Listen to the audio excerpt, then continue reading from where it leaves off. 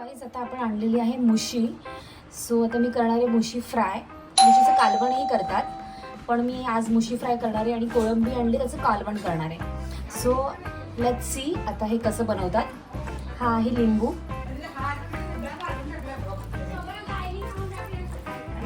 आता लिंबू पिळून झालेला आपण थोडंसं मीठ टाकूया, हळद टाकून घेऊया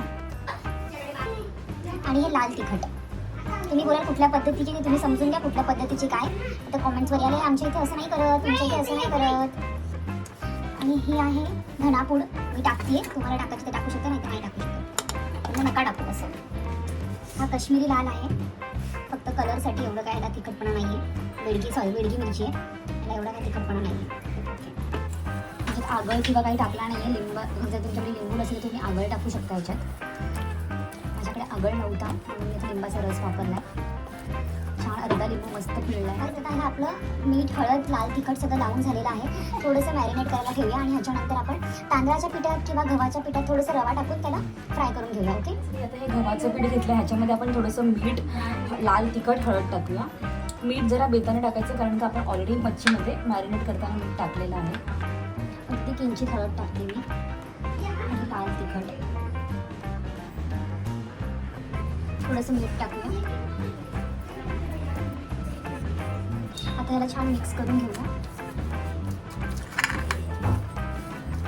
अशा प्रकारे आपला तवा तापलाय व्यवस्थित. आपण ह्याच्यामध्ये आता तेल टाकूया. मी 2 पळी तरी तेल टाकणार आहे.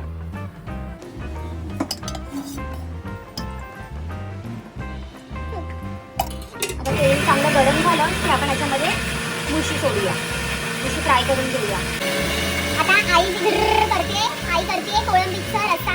त्याच्यासाठी तिने तो मिक्सर लावलाय आणि ही एकीकडे कोळंबीचं रशाचं प्रिपरेशन चालू आहे आणि एकीकडे मुशी फ्राय. कोळंबीच्या रशासाठी हे वाटप रेडी झालेलं आहे. हे कोळंबीच्या रशामध्ये हे वाटप जाणार आहे.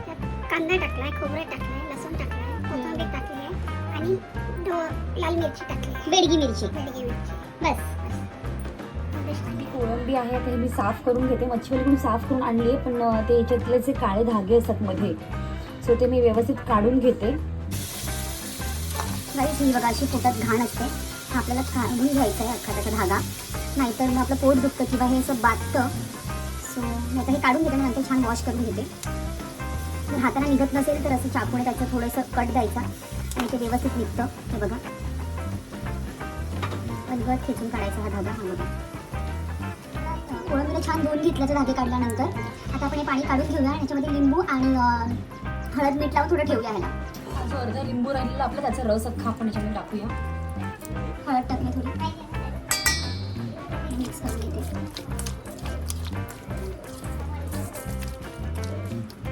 आपण थोडंसं ह्याला असंच मॅरिनेट होईपर्यंत ठेवून देऊया. ह्या मुशीला आपण पिठामध्ये छान कोटिंग करून घेऊया पिठाचं. तेल आणि तापलेलं आहे, आपण मच्छी सोडूया ह्याच्यात.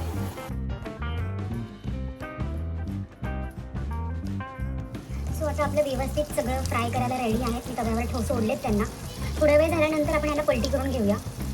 एकीकडे कोळंबीचं कालवण रेडी होत आहे आणि एकीकडे मुशी रेडी होते. आता हे आपण एका साईडने परतून घेतलेलं आणि आता पलटलेलं ह्याला. सो दुसऱ्या साईडने पण व्यवस्थित करून घेऊया फ्राय. आता व्यवस्थित परतून झालेले आहेत. आपण अजून एकदा ह्याला दुसऱ्या साईडला परतून घेऊया. अशी व्यवस्थित फ्राय झालेली आहे आणि मला अशीच कुरकुरीत आवडते थोडीशी.